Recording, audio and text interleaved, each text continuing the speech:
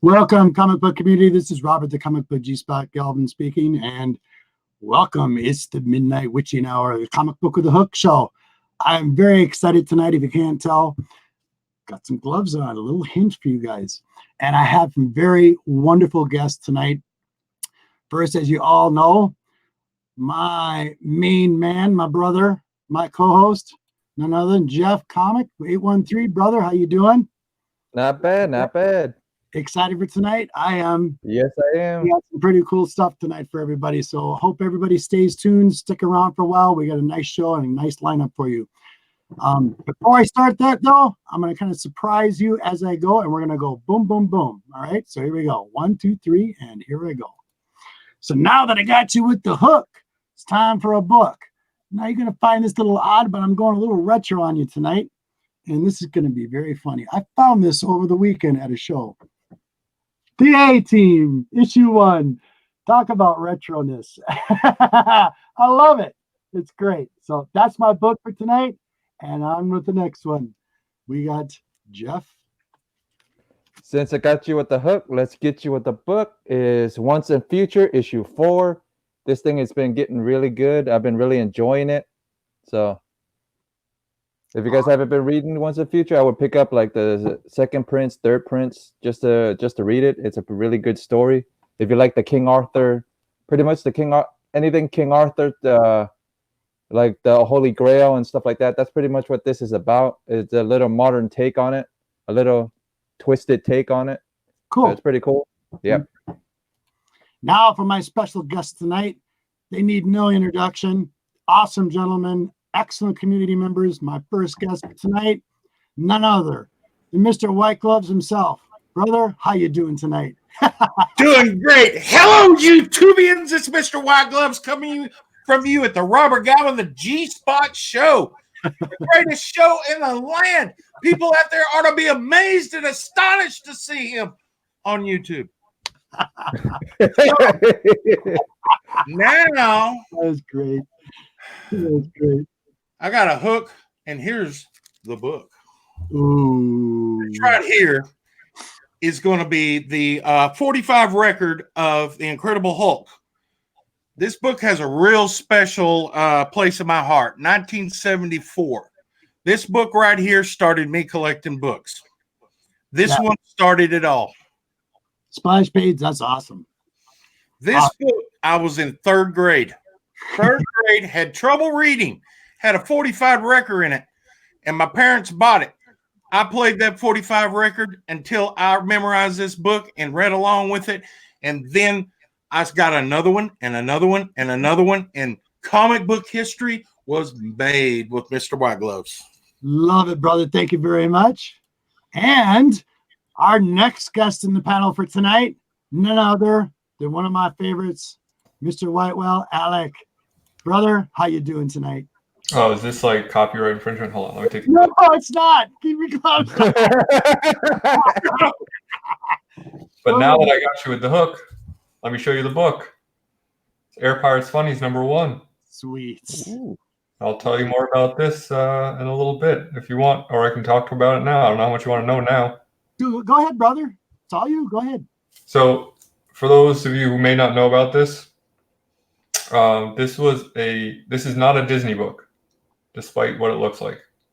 This is a parody book from 1971 by a group of cartoonists called the Air Pirates from San Francisco, who purposefully took a shot at Disney with this book. And the main guy, whose name is Dan O'Neill, purposefully tried to get sued by Disney, so much so that he had a Disney board member's son sneak copies of this into a board meeting so that they would see it. And the lawsuit went on for years and years and years, and they finally lost, but he actually considered it a win because he did not end up going to jail, which is interesting. But not easy to find because most of them were recalled and stuff like that. But you can find them around. But pretty cool, little subversive comic. Very cool, brother. I like that. Awesome. Now I want one. One more guest for you gentlemen tonight. Everybody, ladies and gentlemen, here we go. None other than JB, Discovery Bay, the person that puts blasts everybody's show out there. Big supporter. Boom. There we go, brother. How you doing, everybody? I'm JB with Discovery Bay Comics. I got my white gloves on, and these are official white gloves, courtesy of Splash Page himself from C2E2. Thank you very much. I cherish these. And let's see, since you've got the hook, my book, I've got to tell you, I cannot stop plugging this book enough because once Cat Ren Figures put me onto it, and now I can't stop reading it because the potty mouth on this little girl in this book, go get Battle Pug. It is hilarious. I'm telling you, this little girl in here is hilarious. She reminds me of a drunken sailor on a Saturday night. It's great. So can't wait to get to the conversation tonight. I know it's going to be fun. Let's get to it. Awesome. Thank you very much, everybody. I want to put a quick shout out to everybody. You got HQ79. Thank you for being here. Comics Bueller. Thank you, brother. Kawaka.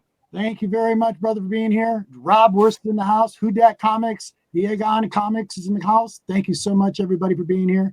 Give you quick shout outs. And boom. I think we got everybody. Splash Page. There we go. All right. Questions? Yes. Oh, I got Anything questions. you want to talk about? Go ahead. I got questions. I got a whole panel of questions. I mean, boy. now that I got all you guys on here. First, who should I start with? You know what? Let's start with the happy faces of Alec at Whitewell. I've got a question for you. First, when I saw you on here tonight, I wasn't sure who was going to be on here. I said, you know what?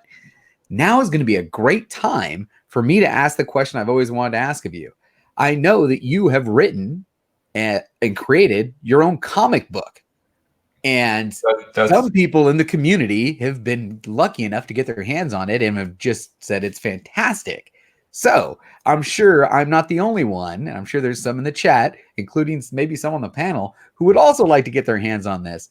Have you got a GoFundMe or a Kickstarter or something started where we can get ourselves a copy of this book? Negative. That's my question, Alec. Rumors of their existence are greatly exaggerated. No. I used to have a website for them, but it is. Is there a digital copy? Maybe we could look into that. Something we can download.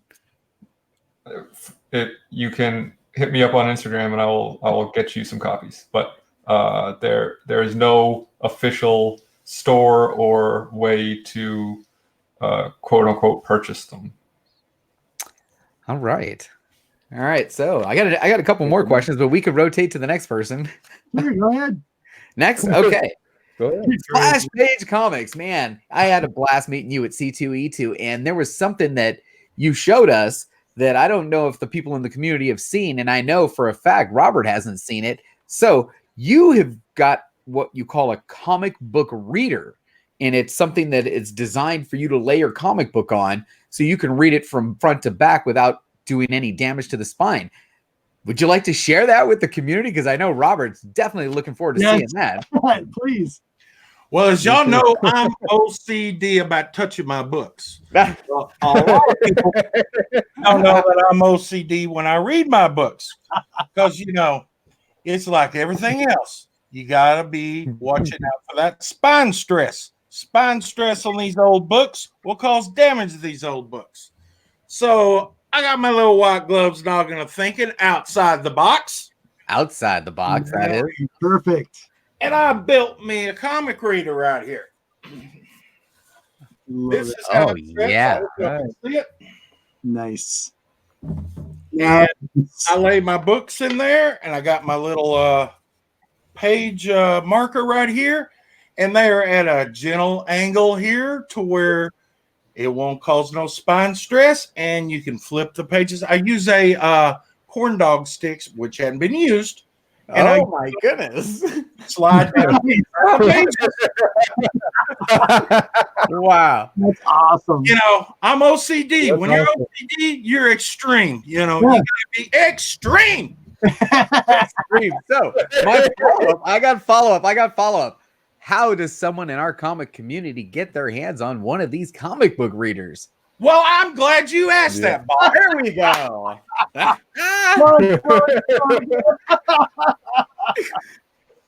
Segway, give me the lowdown. You can contact me at Splash Page Comics, and one of these nice luxury comic book readers can be at a low, super low price. Not $199.95, not $159.95, not even at $129.95.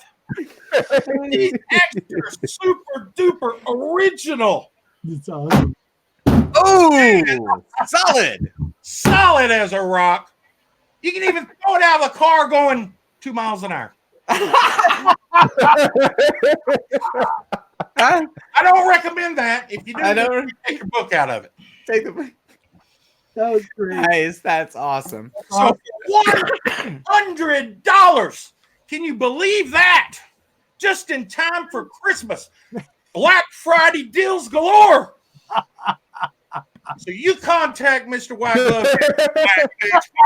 I'll set you up. Back to you, Bob. Talking about that. We got you. Oh my god, that's awesome. That was great. That is excellent. That was great. Thank you. That was awesome. That was so fun. That was awesome. Love it. All right. I'm not done. I can keep going. Oh, all We good. can go all night, gentlemen. We can Thank go all Go night. ahead. Jack. Go ahead, man. My next Go question ahead. is for, I've said that lie to women too.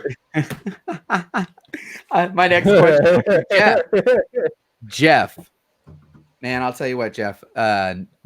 Nobody that I've met has ever shown so many Vampirella books.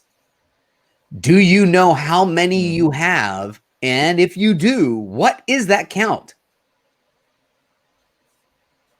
The count is actually old school. I don't got many of the old school stuff, but the new school stuff, I got like maybe over 100 to 200 books of the new school stuff, and I'm still hunting for more. So Definitely always hunting for more. So my follow-up question to that is, why Vampirella? What was that made Vampirella number one for you? Pretty much, it was reading. Like looking up her, like normally when I find a character kind of interesting, I look up the information about her, look up like what's, how she was created and everything else. Like I read up on her and kind of fell in love with it, and like her backstory of how she was created. So that's the whole backstory on that. And I've been collecting her before I even started collecting comics. I guess I saw the movie when I was younger, and wanted to know more, so I didn't even know that. My last one, because you'll all be disappointed. You'll be disappointed in me, and everyone in the chat's going to be disappointed with me. But I don't even know what her power is. I don't know what her. I've never read a single Vampirella issue. I don't know what her abilities are. Can you explain them to me in a nutshell? If I was, Interested in a new character. Why Vampirella?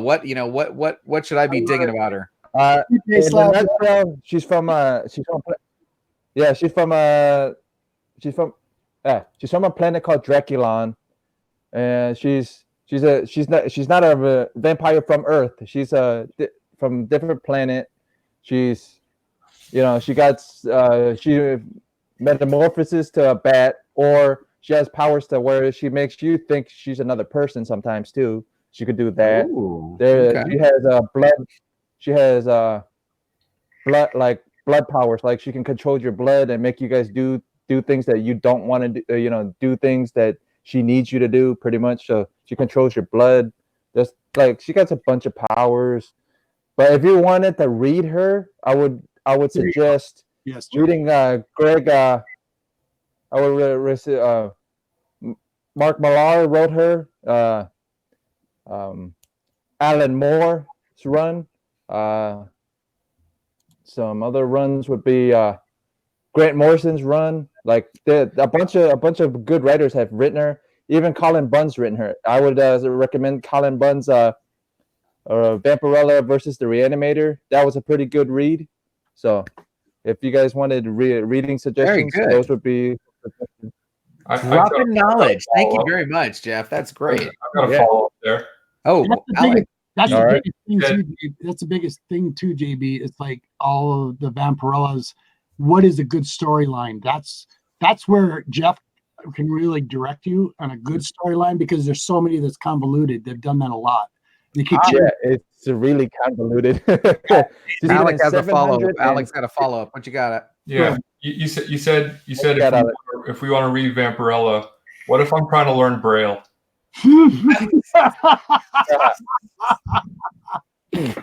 I love it.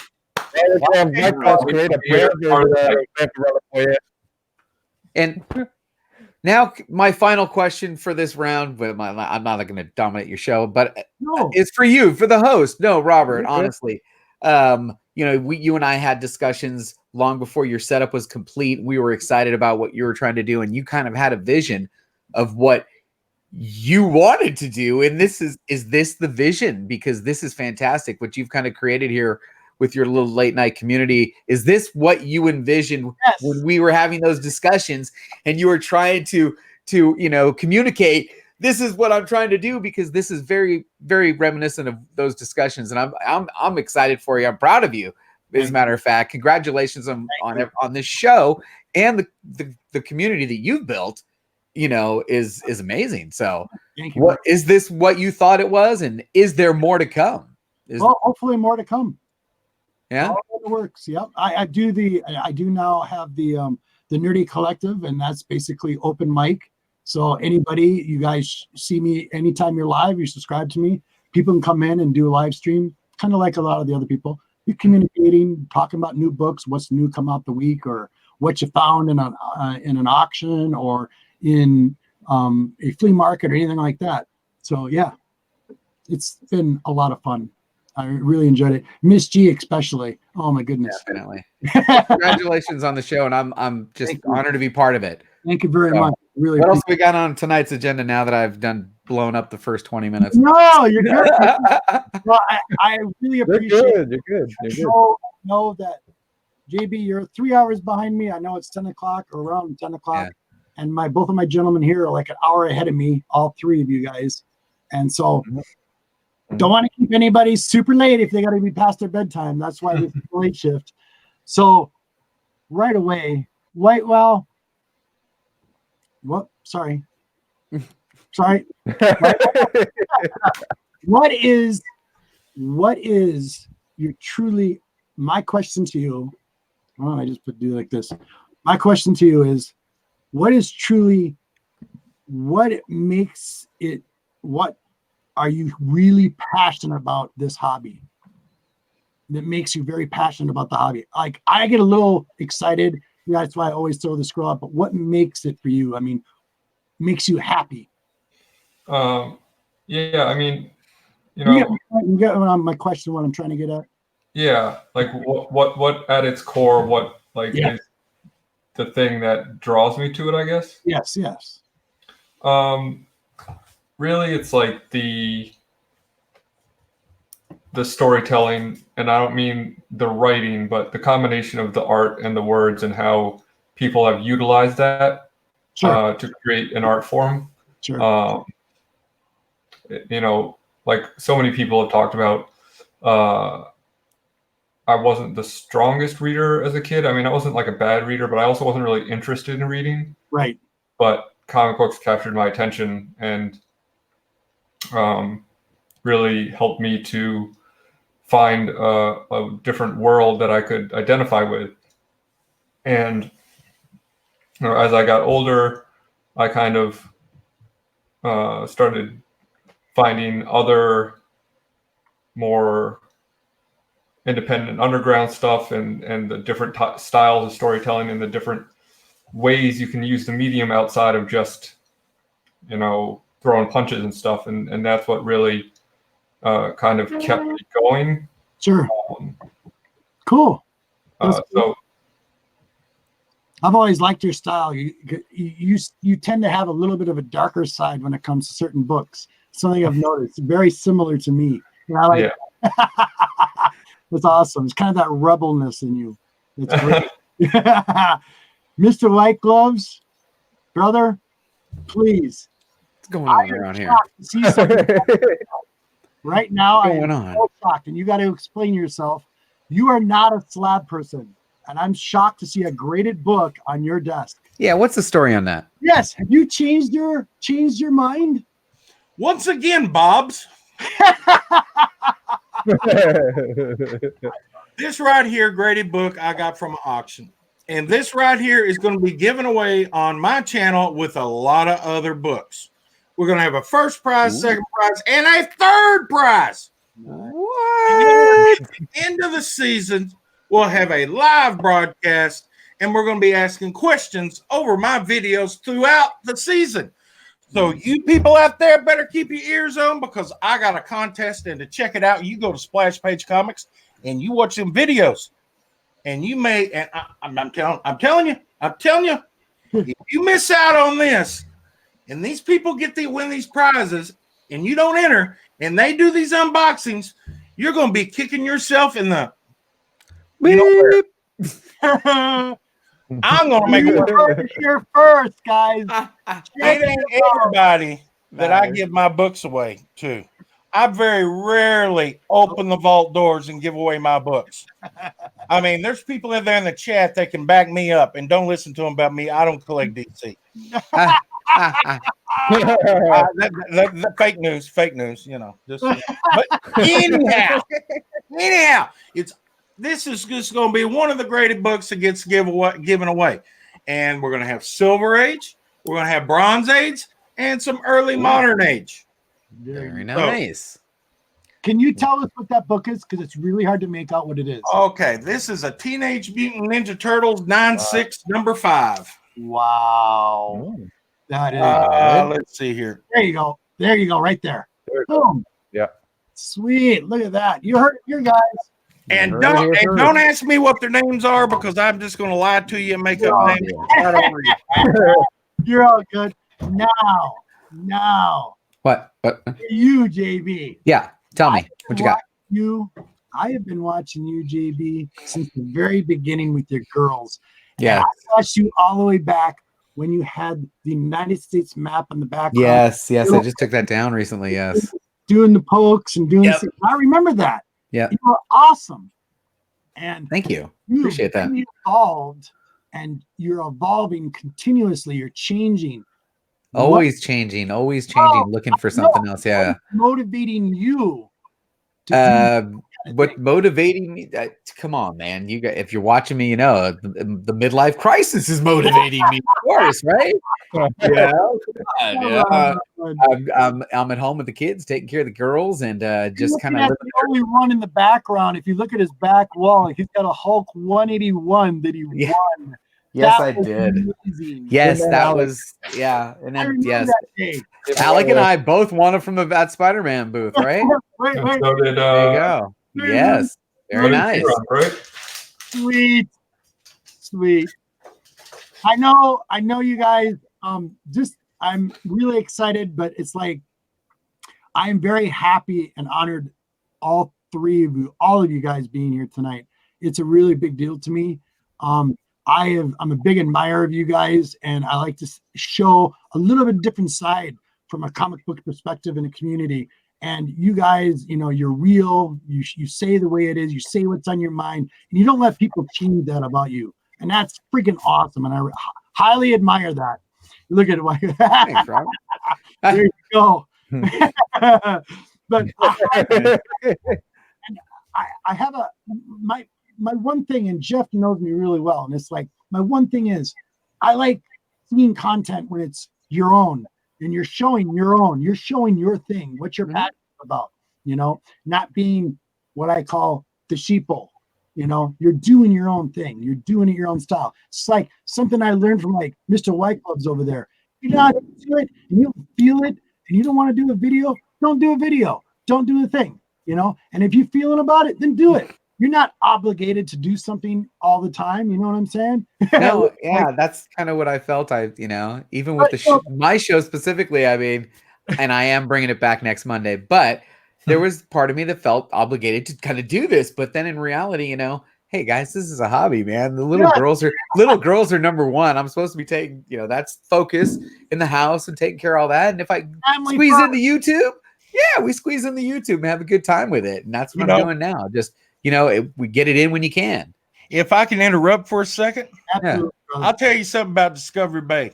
All right. That boy is like the Energizer Bunny. Yeah. He keeps going and going and going. And when he does power down, he just leans against the wall and there you go for about 5 minutes and gets a cup of coffee. Then he's up and going again. Here we go again. He was up and down them stairs in Chicago, buzzing around, tapping on that computer. He was doing all sorts of crazy stuff. I didn't see him not sleep not one time. I mean, that boy is just amazing. Well, that was only because I wasn't home and I didn't have those kids, so I had all this extra energy, so burning the candle at both ends. Yep, that's him.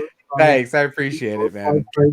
Yeah, therapy. That is so funny. Just trying to stay busy now. I don't know if you've seen, but I did revamp the page. Yeah. And I changed the focus of my own YouTube homepage's focus is what is running live in our comic book community. And I'm not sure how many we had today. I think we had 24 live streams, but I'm constantly updating that live stream. So if you ever want to know what's going on, now I'll give you an example.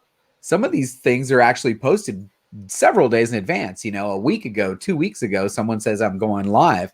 I've got a little system here where they all get saved into a little bucket, and then I moved into the appropriate slot. So if you wake up in the afternoon, because it won't be done in the morning, if you wake up in the afternoon and you say, hey, what's going to be on tonight? Most likely JB's got a lineup there on his homepage, and then right below that's my top picks. So that's how I'm trying to keep the community updated on what's going on in the community, because that's what I do, right? I'm home, I'm watching YouTube on the side while I'm taking care of the other stuff, taking out the garbage and doing the laundry and picking up the kids and yada, yada. Mm-hmm. So I figured that's the one stop if you want to come check it out. And then I'm still selling those books. I don't know if you guys noticed that dollar pop-up shop thing I'm doing. It's crazy fun. And the response on the back end, meaning that the people that actually do watch it on the rewind and that are hitting me up on Instagram, and leaving comments on the videos, it's been great. So I'm having a fun time with that. So that's every day. I kind of sell a few books, not many, but a few, which keeps the books going out the door, which makes wifey happy. Yeah, it's a good thing, right? She starts seeing some of these things going out the door. She's like, all right, this is working. And then, hey, that frees up some cash to do what? Go buy some more books. That's what I do, man. I just got some new, couple Spider-Man mystery books. And what else did we got? Oh, we got a Moira box coming. What else is out there? We got a comic Foo box coming. I'm part of the Fuminati group over there. So yeah, I'm digging the mystery box scene. Sweet. I think he missed an opportunity to be called the Fibonacci sequence. Oh, I did miss it. There you go. Yeah, definitely loving Squatchy and Foo, what they're doing. I don't know if you guys are watching them. Squatchy's a good artist. Squatchy's an amazing artist, actually. Yeah, he is great. I've been thinking about checking him out. Squatchy's right Yeah, I know. there. I've seen it. I got him dead center. Show some of his art. Show a couple pieces of art. Well, I got that one, and I also, I don't know if I could switch the camera. Hold on for a second. I got this one that he sent me as a gift.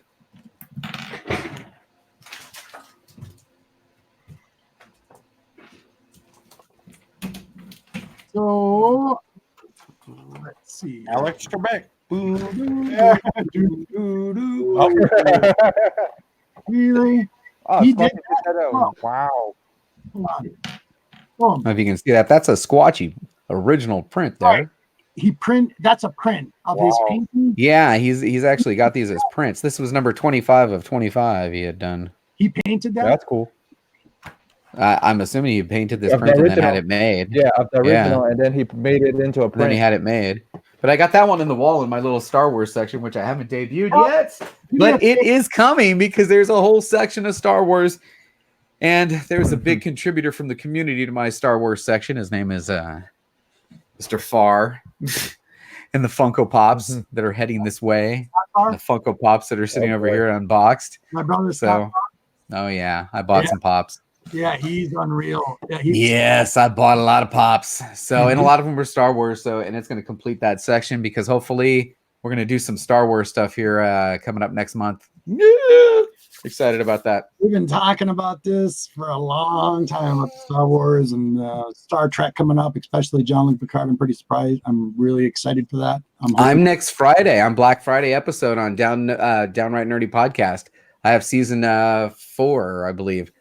For if you're not watching Downright Nerdy Podcast, he's doing a little special on Picard and how special he was as a captain. Yeah, and he's got a different guest every week doing season. What season were you? Were you this week? I was today. Yeah. Were you today? See, I haven't even seen today's episode yet.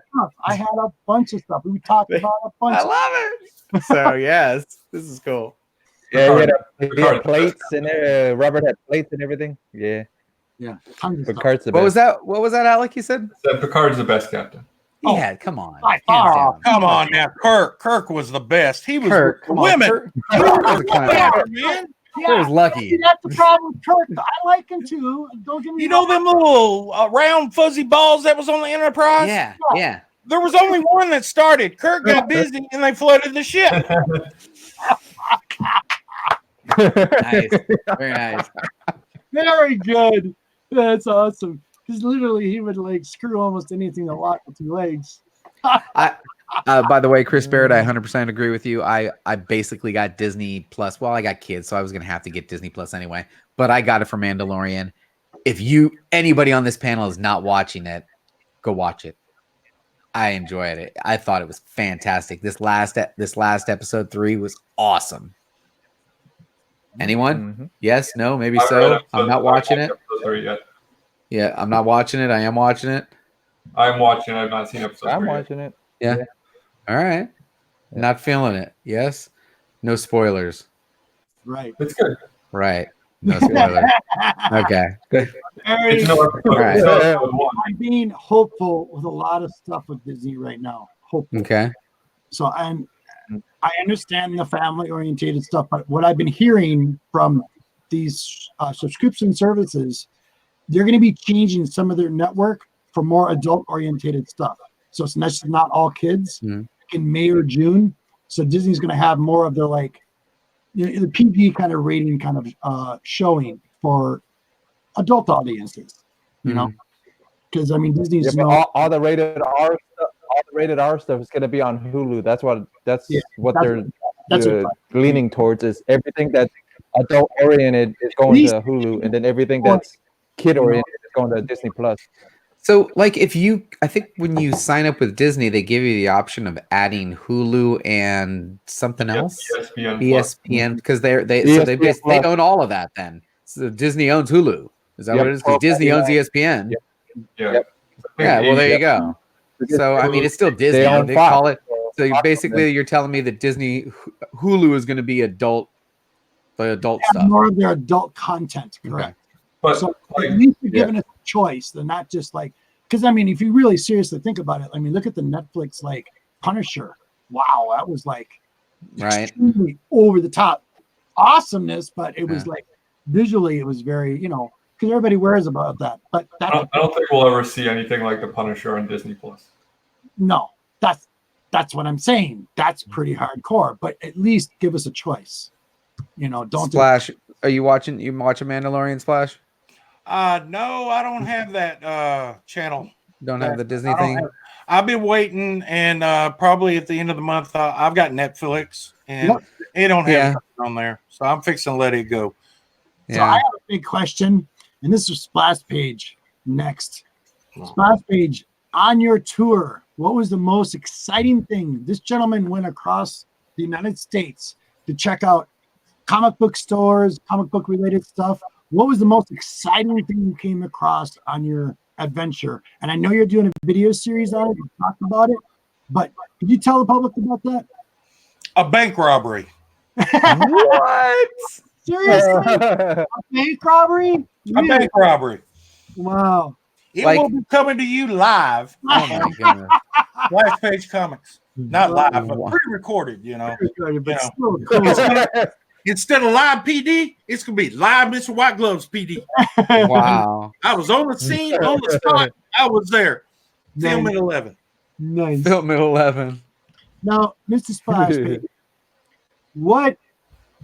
other than that book you just showed, because you explained a little bit about it, how you got into collecting, what really, really touches you about comic books? I mean, what really drives you? I know you're a Marvel collector, but what drives you for the collection of what your grails, what you're looking for? Do you have a list? Just tell the community a little bit about yourself. Well, glad you asked. Good. Well, I started about 45 years ago when I was in third grade. And like same thing with Whitewell, I had problems reading, not interested. Then, I went through and got into comics. And I started picking these comics up. Then I got in with a comic shop owner.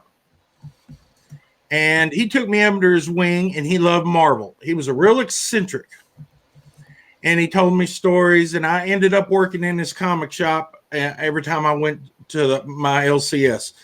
My aunts and take us to the town. They go run around the dress shops and the shoe shops and doing all that girl stuff. They leave us there at the comic shop for sometimes 2, 3, 4 hours. So he'd put us to work.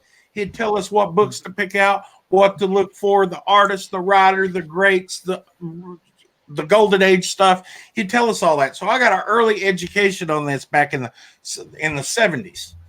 So I started buying these books. So I'd sit there and I'd mow lawns. I'd pick up what a lot of people call them pop bottles. Down here in Texas, we call it Coke bottles. Take them back in, and we would trade them for money for deposit. I sold watermelons and cantaloupes, and I'd save up my money, and that's when I would send off at Comic Sales Company, and I'd buy these books. Well, knowing what the comic shop owner told me to get, so I'd start and I'd pay, a little bit of money for that. Wow. Really, guys, look at this. This is unreal. So I move along, and I would pick up other books, odds and ends, and I think, let me see here. Yeah, this was picked up in the early 80s and everything. So very that one right there. Oh, and most of my big ones are in the super vault up in a bank. So I wasn't able to get to all those, but these are some of my other ones I have. But we'll go through them later if y'all give me a chance. Okay. But the passion that drove me was the art. Nice. And the reading and the escape from reality when I was a kid, because you have that imagination inside you that's just busting at the seams to get out. And when you can focus it in a book, it opens up all sorts of ultimate realities and worlds and stuff you just can't believe. Nice. These days, the passion comes from the feeling I get when I buy the books. That young feeling that I had when I was 8, 9, 10, 12. You know what?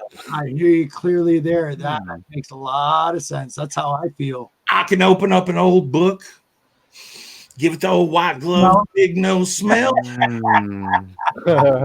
And it takes me back 40 years, man, to that Damn, comic you're shop killing when I it. first started. You're killing it, Splash Page. I I love it. love it. They I ought love to it. have a candle. Come on, people, a candle. You'd make a fortune. It's awesome. You're awesome. Okay, get to White Whale really quick. White Whale, I've been watching you, like I said.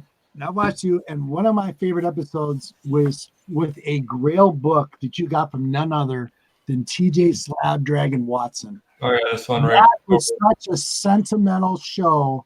You literally had me tearing, and you were like tearing up in your face. That moment was unbelievable. And that man, hands down, very good, nice gentleman out of the community. Oh, he's the best. He's Yeah.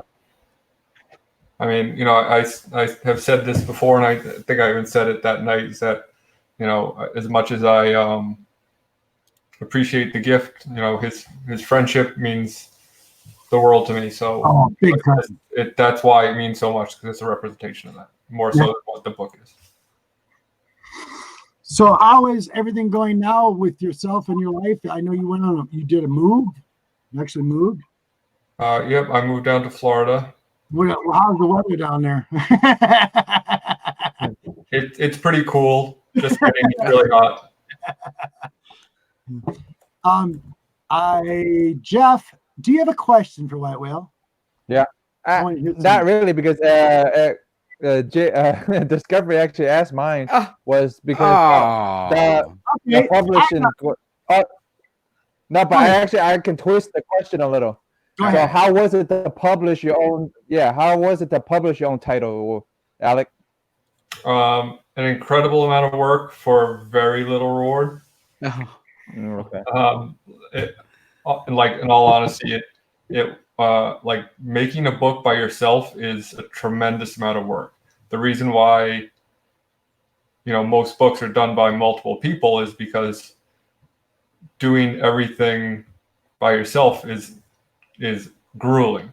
And then when you are doing it for,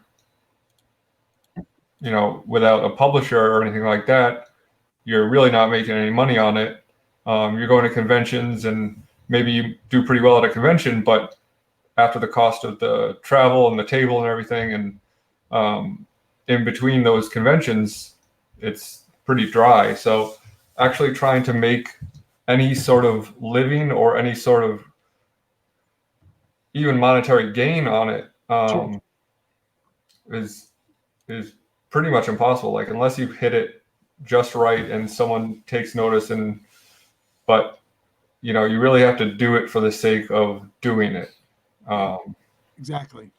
So unless if anyone is thinking about doing it and wants to do it because they want to be successful, I wish you the best, but you know, I hate to be Mr. Negative, but like, it's probably not going to happen. Just because, like, you know, everyone knows, you go to a comic convention, how many people are there trying to sell their own book? And sure. But if you're doing it for the sake of because you just love doing it and it's your hobby, and then if you get lucky, that's a bonus, then go for it. But it's expensive and a lot of work. All right, I got another one. Since I watched John, Rod, and TJ, since you sent TJ that art from issue 4, are we gonna ever see issue 4 of the book? So the reason why I never published or printed issue 4 is because issue 4 takes like a very harsh turn thematically, which the second arc is issues 4, 5, and 6. And I didn't want to put out issue 4 without 5 and 6 being done, because I felt like it was not, you know, it's depressing. And I didn't want people to be like, oh, this isn't going in a direction I like.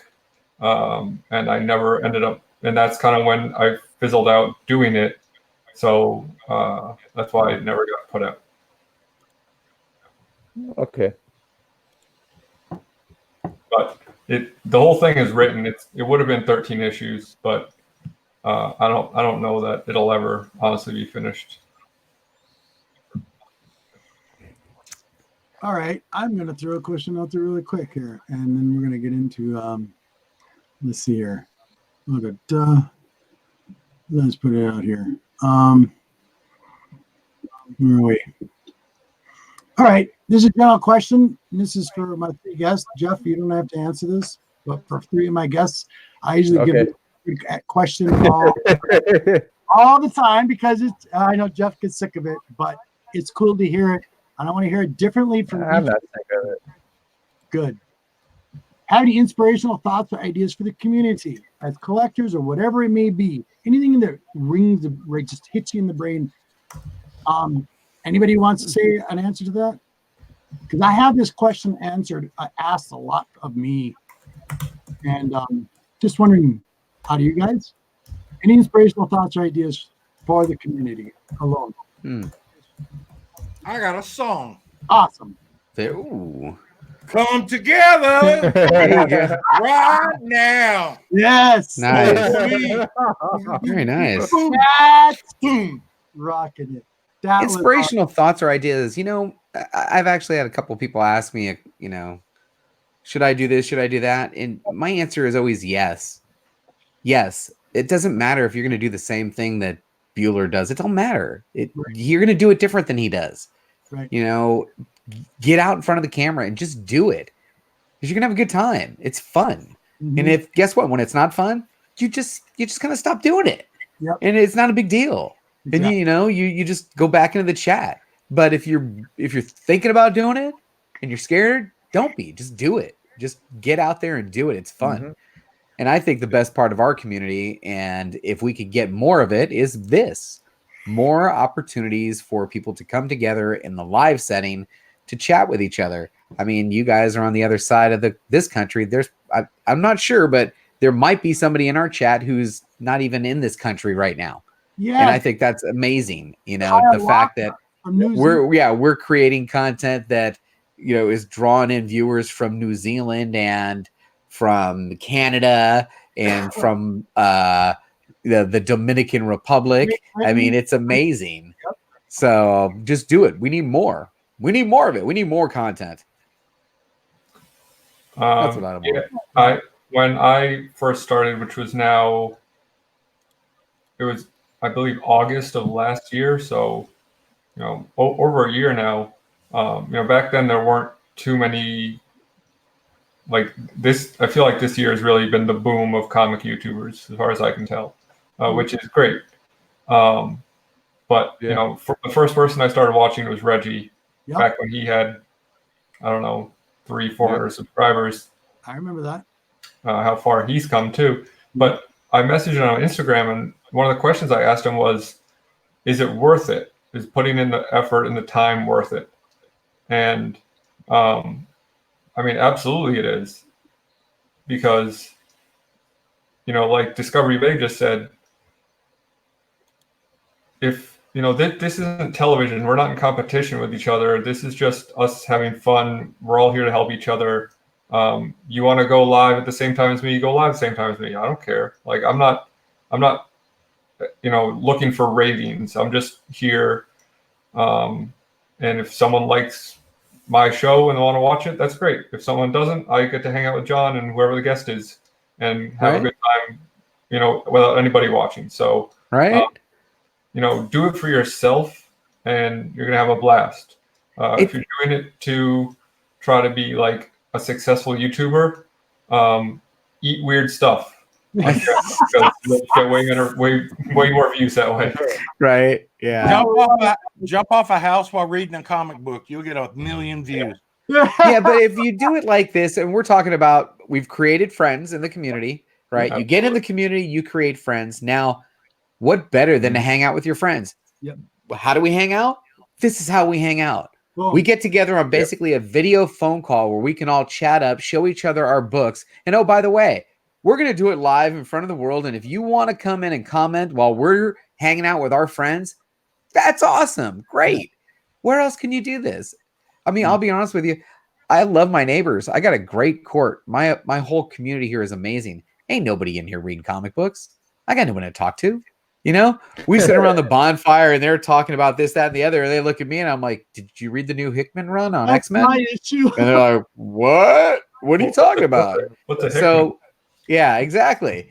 So that's what I'm interested in. So where do I go? I look for other people with like interests, and this is where it is. And I'm loving it. I think it's great. It's fantastic. I mean, that's what really drives me. And I have so much fun with this. I mean, I know I might be a little nerdy, but you know what? Everybody is. And I'm a big fan of all of you guys. Big supporter of you, JB. And Thanks. just so you know, everybody out there should be supporting JB also too. He's done a lot for the community. Sorry, but Thanks. I got to say that. I got Appreciate that. And I agree with the chat, man. Splash needs his own live show. Yes. We need more Splash page. And I have a saying, and I got to use it for Splash now too. But I like to say I need more Wolf Warner in my comic book life. I need more Splash page in my comic book life. Come on now. Well, I did that for a long time when I first got on. Yeah. And yeah.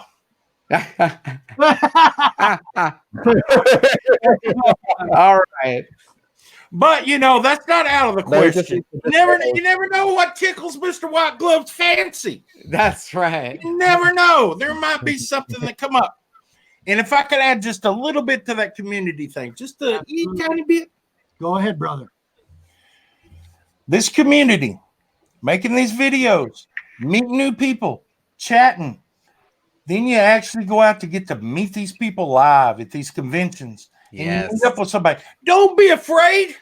Yeah. Walk up to them and, by golly, and tell them who you are. Tell them you watch their videos. Introduce yourself. They probably watch your videos if you're making videos. Right. I had some of the most spectacular times in Dallas and Chicago and Kansas City. And next year, Las Vegas with some friends on YouTube. Ooh. So, yeah, Mr. White Gloves does Vegas. Hey, when's Vegas? Vegas. When's Vegas, Splash Page? Next year. No, but when? And no, it doesn't matter for What you. do you You're ask me going. the details? It's Vegas. I'll be there. Yeah. Details. Yeah. Details. I can't- Details. I'll be there. You know, Right now, I think I'm really only officially booked for the one in Florida. That's the only one that I think I'm very really unapproachable. 100% going to be going to. well, you know what? Everybody, when I leave Vegas, they're all going to be wearing white gloves. All of them. I You have should wear white gloves to Vegas.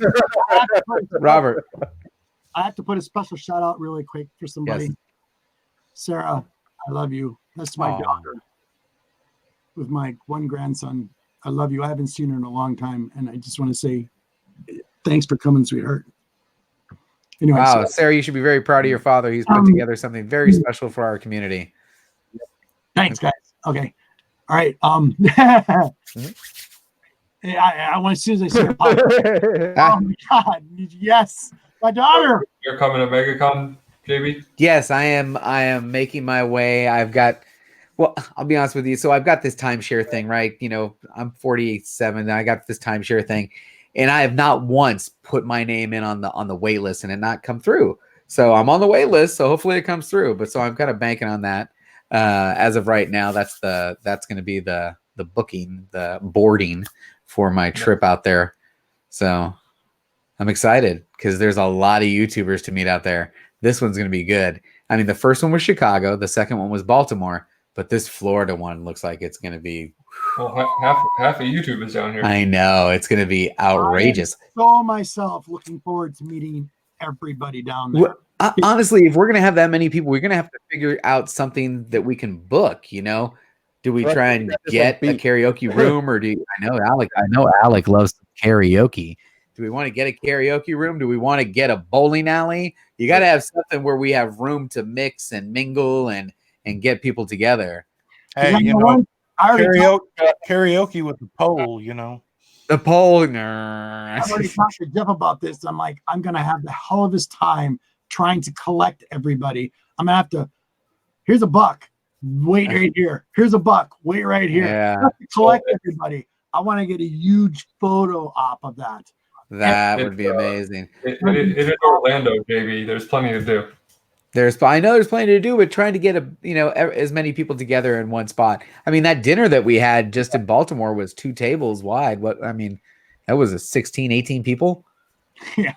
Yeah. Well, we had 2 separate tables. Yeah. Mega. We couldn't even sit together. We couldn't even sit together.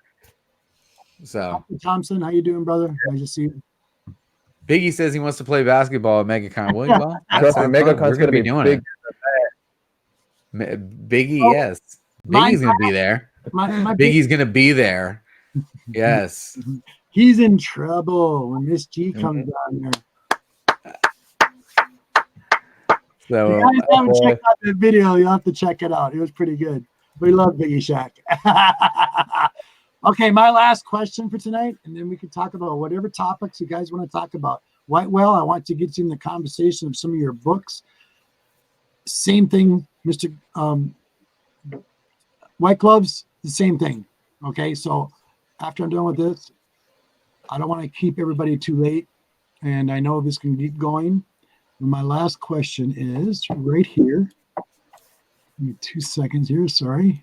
This is one thing I hate about this particular thing. Okay, my last question. You kind of talked about this, but this is for 3 of you gentlemen. And here it is. What does thinking outside of the box mean to you? Think about it. As far as comic collecting goes, or anything. Yeah, comic book collecting related, anything. What does it mean? Yeah, anything. Could be anything. Whatever the first thing comes to your mind.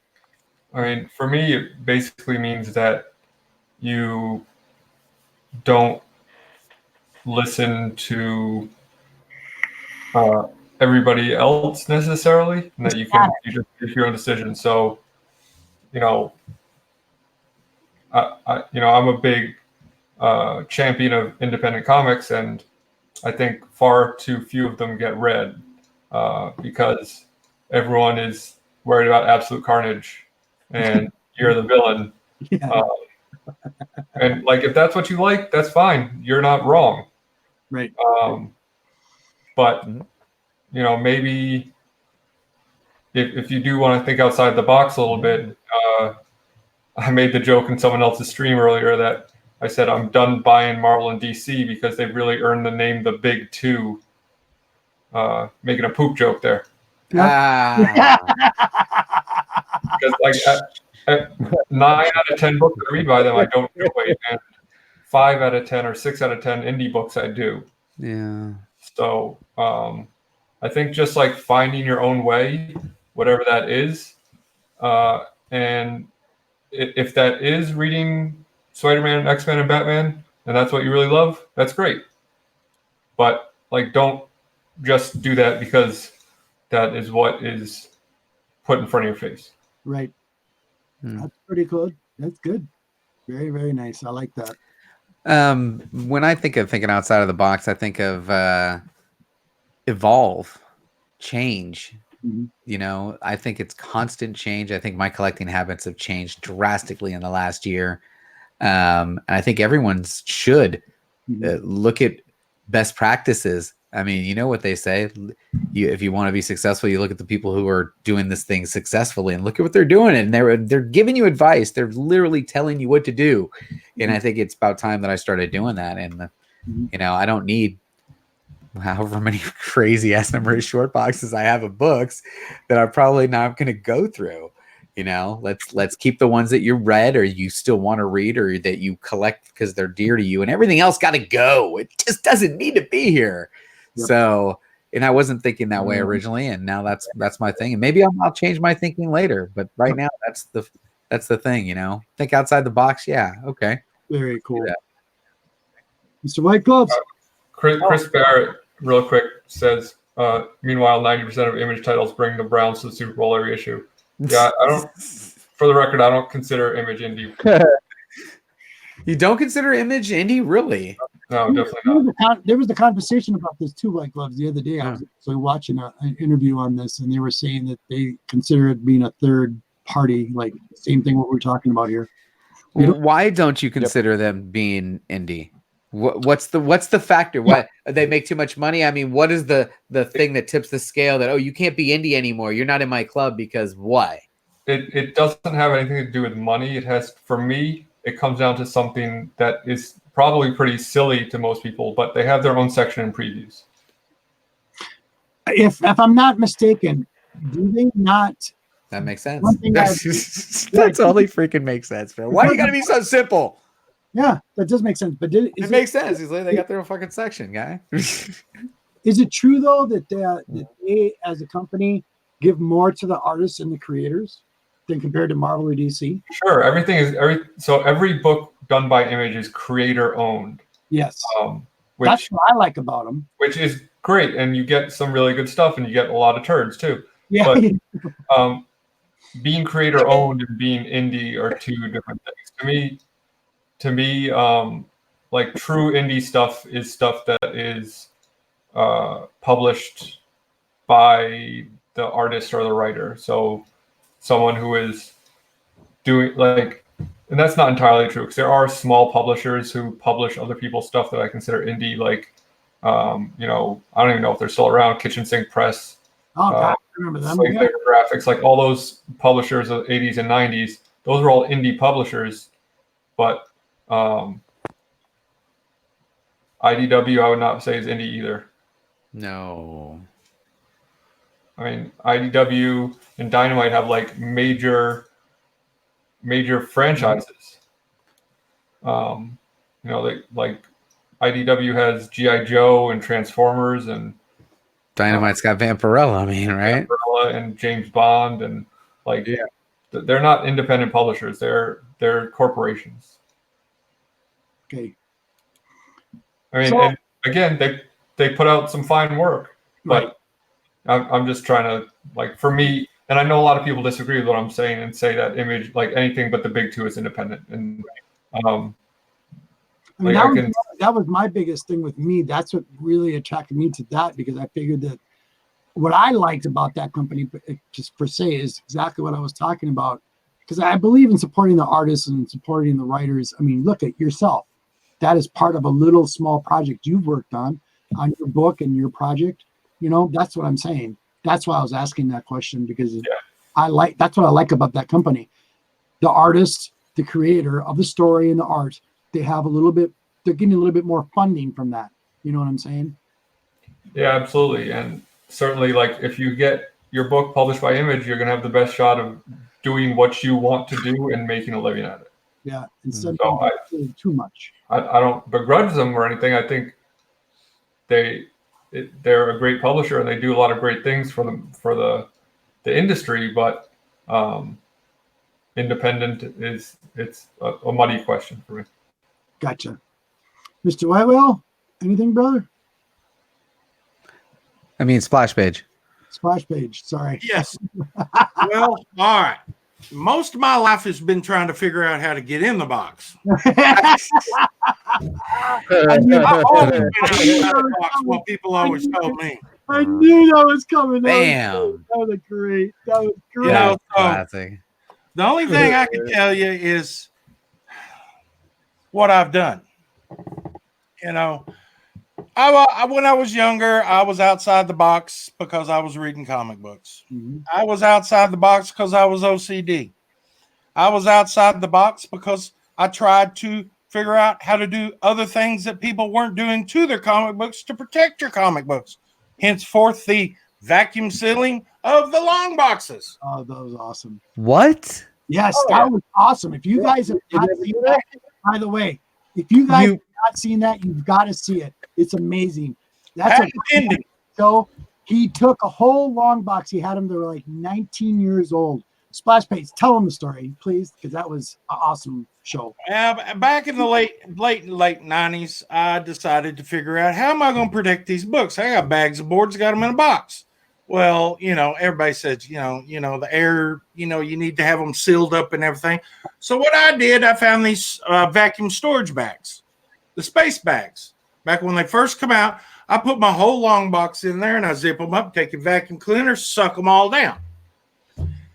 Those long boxes are put in another box, and then they're shut up, and then they're taped all around, and they're put in vaulted storage. Yep. This is I great. take those books out, and they was in there for, I think, one of them was 15 years, one of them was 18 years, and I took them out to inspect them live, got a video on it, and they look like the day I bought them. Yes. No way. Yeah, seriously, literally. It's But yeah, really everyone cool. says that the plastic would deteriorate, right? No. It doesn't deteriorate. The deterioration is caused by the oxygen. Yeah. All I can tell you is my experience of 19 years.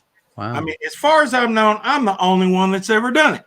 Yeah, I've never heard of that. Crazy. I've never heard of that. Yeah. It's- Never heard of And that. I got 19 years of proof that it works.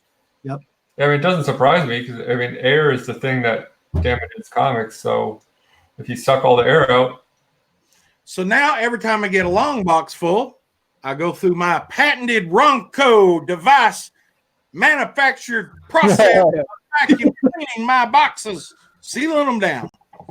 But How many boxes do you have now? anywhere between 78 to 80. No, I know. Long boxes? Yeah, Long yeah. boxes? a very small. That run, No. gentlemen, that run he shows on that video is like Fantastic Fours. I mean, just your jaw will drop. Trust me, it's very impressive. Must watch. Everybody in the community. Must watch. I got all these when I were little. Like I said, the comic shop owner, God bless his soul, he's dead now. But he taught me a lot back in the day. I used to buy from a place called Comic Sales Company too in New York, New York. But outside the box, to me, in another way, is get out of your comfort zone. Mm. Do something that you don't feel comfortable doing, as long as it's not against the law, you know. But get out of that comfort zone. Start out with the video not showing your face, just your hands. Yeah. I love it. You know, Hey, Awesome. I have one question for you. I don't know if it might go too long, but what do you consider your comic collecting end game? I've been having this discussion recently with like Biggie Shack and 84, and we talk about the end game. I'm 47 now. What's going to happen to your collection when you die? Oh, my kids are going to fucking sell it off, right? That's what they're going to do. So, okay, wait a minute. If you were going to take something with you, well, you can't take it with you. Well, you know what? I bet you I could fucking probably take a good, 10 or 20 slabs with me, right? So what is my list of what's my top 20 if I was going to take the entire collection and in the next 20 years pare it down to just 20 slabs that I would be buried with? Right? What would they be? That's my new comic collecting end game. You know what? So now I'm looking at slabs going, I'm taking you to the grave with me. I'm probably not taking you with me. You can go now. I'm probably not taking you with me. I live in Texas. I live in Texas, and everything's big in Texas. Yeah. I'm gonna get buried in a shipping container. They want me. They're gonna have to work to get my books. I work 45 years for a shipping book, and you're gonna have to dig my you-know-what up, and you're gonna have to crack it open. I'm gonna be standing there looking at you, going, He said, "Put your gloves on." He's be like, "Damn right, got gloves on." I love it. on the serious side." I've been thinking along similar lines, except strangely not as morbidly, which you think for me it would be more so. But I've been thinking more so of like, okay, let's say I want to live more downsized, or I want to be able to move more easily. If I could pare my collection down to 1 or 2 short boxes, what would make that list? So it's similar, Yeah, but in a more practical and realistic way. And what are you trying to say there? What are you trying to say?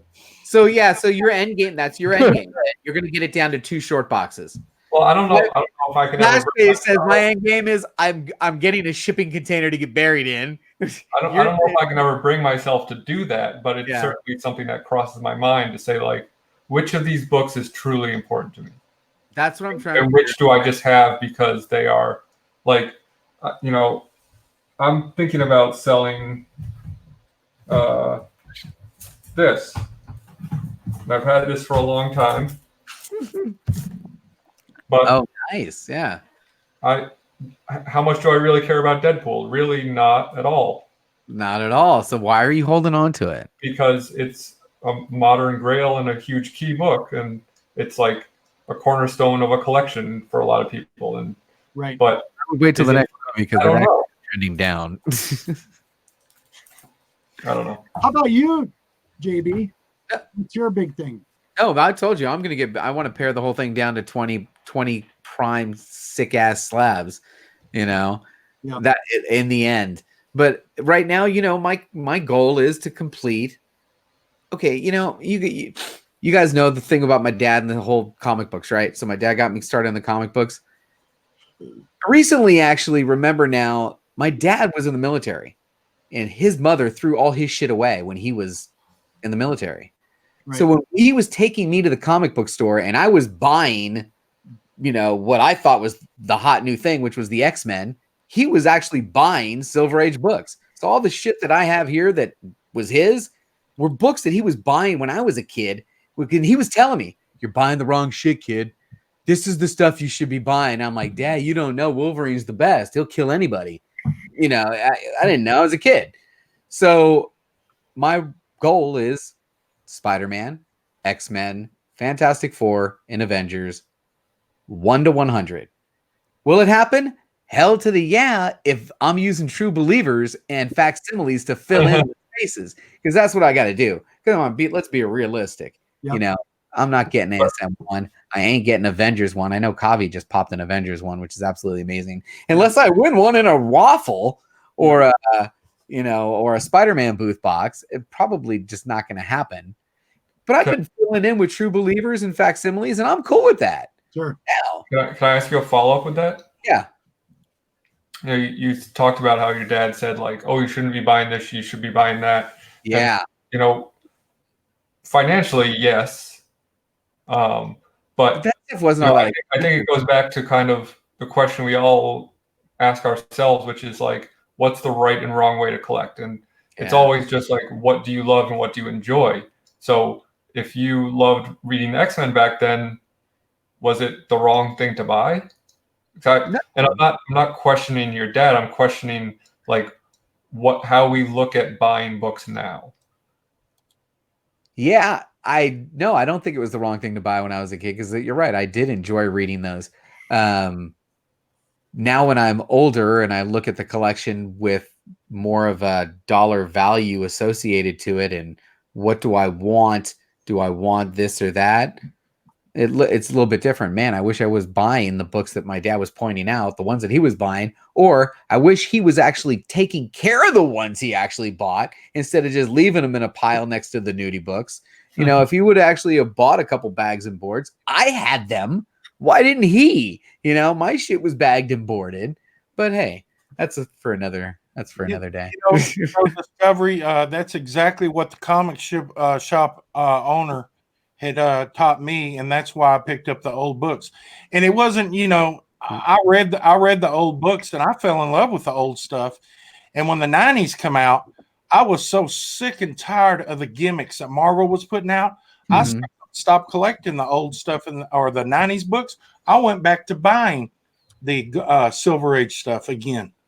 And then I started back in around 2010, maybe. Yeah. And then I stopped in 2016, started going back. I'm buying nothing but Bronze and Silver Age again. Right. And most of the stuff, I do buy some new stuff, but not near as much as I used to. But yeah, I got a massive collection. I got books that I don't even know I have. I mean,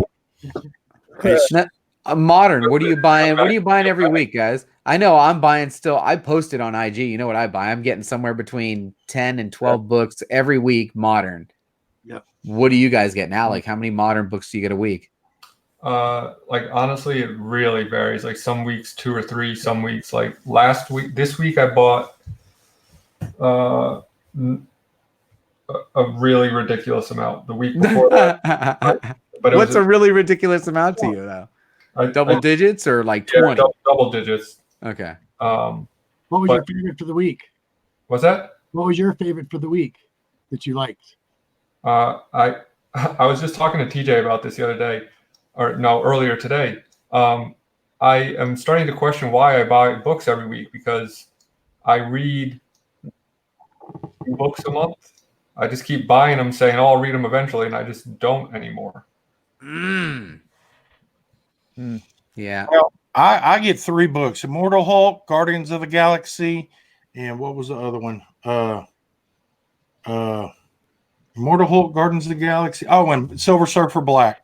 Okay. Yes. So now the other stories, how are That's you guys awesome. reading these other stories? Are you getting them on trade? Are you waiting for them to come out on Unlimited? Because like you're gonna tell me that you're not reading like what was it, Spider-Man Life Story? You weren't. You'd have.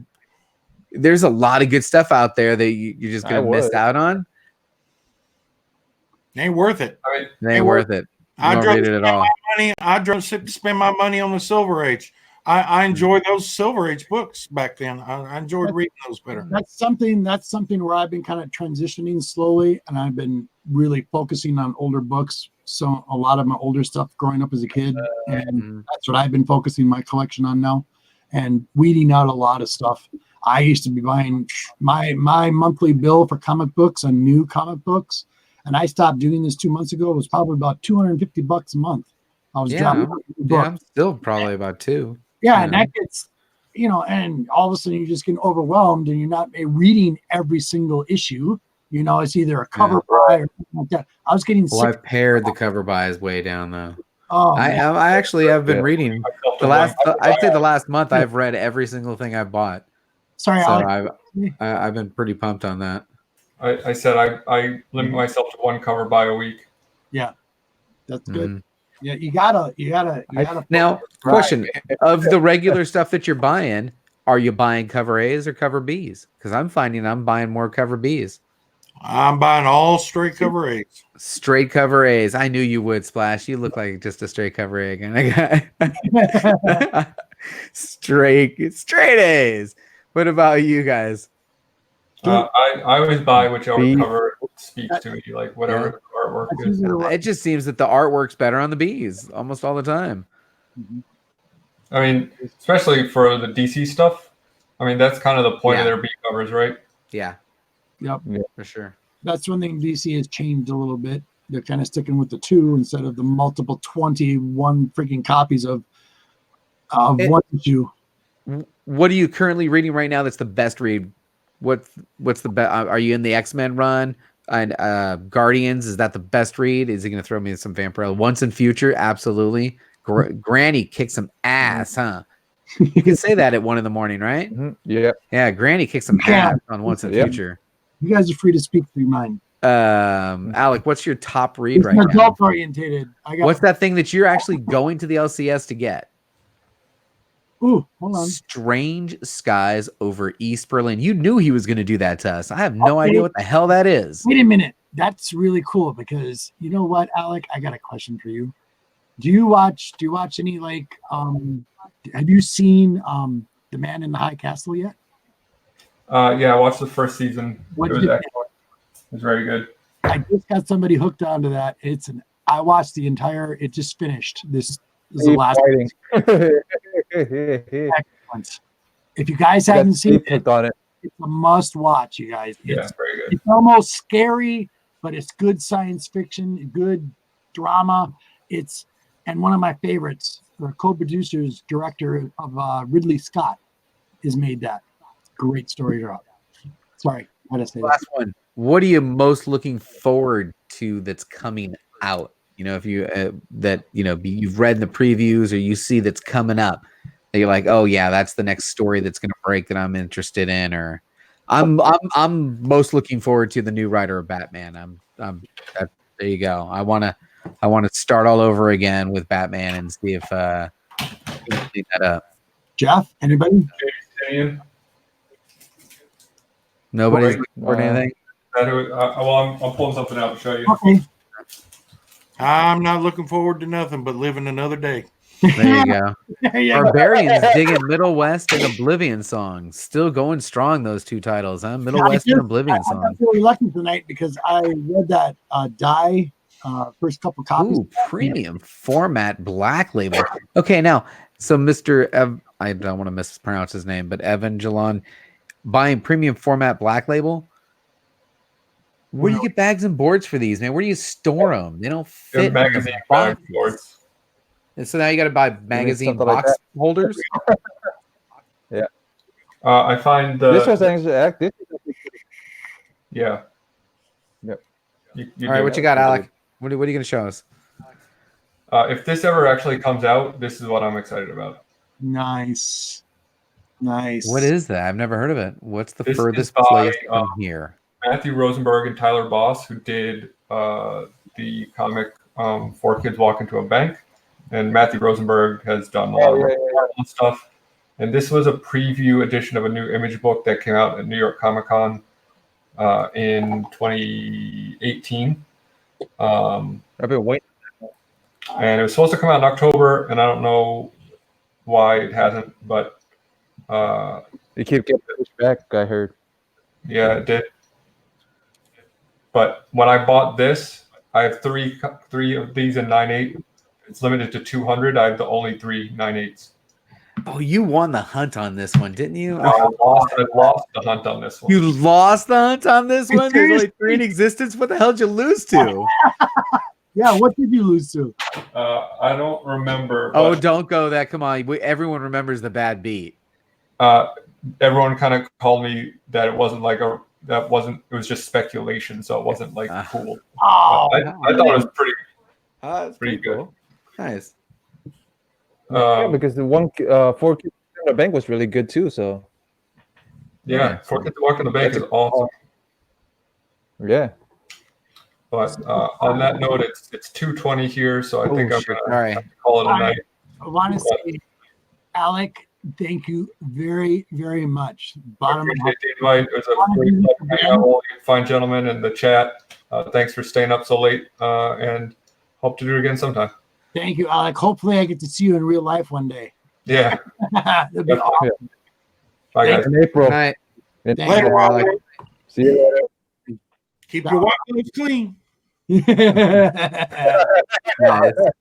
was so cool to get Alec on here too. Definitely. Now, So cool to get everybody on.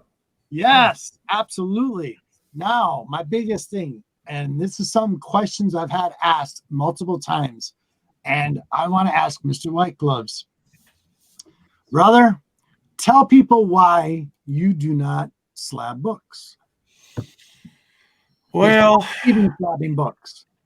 I do have a few slab books. Yep. And they're very few. I had it's been quite a while back. I had the first appearance of Defenders and Defenders 1 and 2, and I broke them open. I opened them. I just don't believe in the slabs. I believe in a book that you can take out and read and look at and smell and see and not get reprints and see the original. Right. I mean, a lot of people say, well, you seal yours up. Well, I can unvacuum seal them and take them out of the bags and put them back and re-vacuum seal them. I'm just You can crack a slab. I'm not going to pay somebody. I've seen somebody me crack what that thing with a great butter is. knife. What's that? I've seen somebody crack one with a butter knife. Well, I'm not going to pay somebody to tell me what this grade. I've been grading comic books for 45 years. Oh, you're talking about grading them. Okay, I got it. And I'm not going to pay somebody. And if let's say this book is worth $1,000, all right, I got to pay shipping and handling there and back, have it slabbed. Plus, they take a percentage of what that book's worth and they slab it because I don't sell books. Right. You know, I got a plan for my kids when I pass away. I've been doing this for the last, I think it's 30 years now. I got what I call a death journal. Mm-hmm. It tells everything for my kids when I die, what to do, what my books are. My books are all priced, what I bought them for on the back. It tells everything about what they need to know in the death journal, who to sell them to, who not to sell them to, you know, and the conditions and everything. So, I have a comment about that. What Splash Page just said, I actually have a treasure hunting thing for my kids where they got to find it. That's you got to find it. That's in my will. But they'll find it, but they got to go hunting for it. Oh boy. Well, they ain't got to go very far to hunt and find mine. All they got to do is look in their old bedrooms. Because I took as soon as the last one got kicked out, it was 2 comic rooms. I got 2 comic rooms. 2 comic rooms. Damn. I'm fixing up this. You've never sold a book? You don't sell books? No. Well, I've sold 1 book, and then he turned around and sold that book, and I'll never do that again. Broke my heart. But anyway, no, I've never sold a book. I've got just about every book that I've ever bought since I bought it. I think I've given some away. Wow. That's crazy. Like, that's an example too, Mr. White goes, I totally dig what you're saying there. Like all of my special gifts and AOKs that I've gotten, I've got them displayed everywhere. Everybody that's given me anything, it's always going up. I'll never get rid of it because it's got so much sentimental value to me. You know, everything all the way down to my first book. And sorry, but I got it slabbed and gifted to me from a relative. You know? I can buy a book for someone or buy it and someone's looking for it. As long as it don't enter my collection and sit there for a little bit, I can get rid of it that way. But once it goes in that bag and board and that back of that bag and board is stamped splash page, it's over. You have a stamp? You have a stamp? Yep, right there. Oh, hold on. I gotta see this. This is great. Oh, I wish I could see it clearer. That's awesome. Be a little closer. There it is. Yeah, we see it. There you I see go. it now. Now we see it. Yeah. Beautiful. You guys seen it here first. My man. I love it, buddy. That's great. But there's a few people out there on YouTube, close friends that I sent stuff to and I got OCD about, and it really messed me up. Honestly, it messed me up for a couple of weeks. It really did. But I'm going to tear myself away during this contest I have, and I'm going to make these 3 boxes worth the while. There you go. I pulled out another box a couple of weeks ago and opened it up, and it had doubles of books in there. Oh, you don't have any room for doubles. Send them to me. I got plenty of room. I'm fixing this summer. I'm fixing to build me a 30 by 60 barn in my backyard and make it into my comic palace. Nice. Oh, Did you do a video of it? I hope. Yes, I am going to make a video of it. You That's guys incredible. don't miss it. That would be awesome. I'm going to have crazy. my comic books, all the boxes together, and they're all going to put on warehouse racks in a sealed room. Then I'm going to have a corner for my production studio and everything. Then I'm going to have a corner over here for my editing. Then I have a bathroom, and then have all my posters because I collect posters. Yeah, where do you put all boy. the posters? That's when when you go to a convention, there's a lot of amazing prints, of all different sizes, and I'm like, where am I gonna put this? Well, a lot of the posters that I get, they come from the comic shops. Those that they sell at the con, unless they're authentic posters, I won't mess with them. And plus, I have all the Marvel movie posters, which are double-sided movie marquee posters. Wow. And I put they're all in frames, and they're going to go in my shop. This is incredible. Plus, my posters that I have that I get from the comic shop, I have Mylar bags that they go in. Wow. Mylar? What's a Mylar bag cost for a poster? What was it, about $100 bag, $1.50 a bag, something like that. Not bad. Yeah. Not bad. That's really cool. But yeah, maybe I can get it. We got one bag over there. I'll show you. But Yeah, you will too. Quite a collection. But you know what? Like you said, 35 years in the making. What's that? How many years in the making? 45 years in the making? 45 years. Yeah. Oh, damn. Yep. These are my Mylar bags for my posters. Here we go. Oh, yeah. Big old boys. Yeah. You've seen it here first, gentlemen, ladies and gentlemen. Look at that. Right? And I collect, like I said, movie posters and stuff. But I don't know. Some people call me a hoarder. I don't know. All right. Well, that's another word for it, right? It's awesome. I prefer whore, but you know. There you go. Did I say that? Yeah, it's all good. Oops. This is adult content. I have this in adult content, so it's all good. I shouldn't say that. I'm not. I really don't usually do that. But No, that's good. You're good. Jeff, do you have anything else you would like to ask these gentlemen? Not really. I mean, honestly, they answered most of my questions and everything. So, Anything you want to say, like thank you or anything before I shut out down here? Honestly, thank you for Mr. White Gloves for showing up and JB for showing up and for everybody showing up for everything. So, yeah. And then, pretty much, pretty much thank everybody for showing up. That's pretty much it. All right. well, if y'all want to see some comic books, I got some comic books I can show you. Please. You got comic books? You want to see some stuff? Check this out. Oh my goodness. Fire to drop tonight. Watch this. Well, I just kind of went back there and kind of fumbled through some stuff and found a few things. So Yeah, right. we'll start out with a Conan 1. Oh, one. Nice. That Javi would die right now if he Javi would go crazy. I've got probably a run and a half of Conan.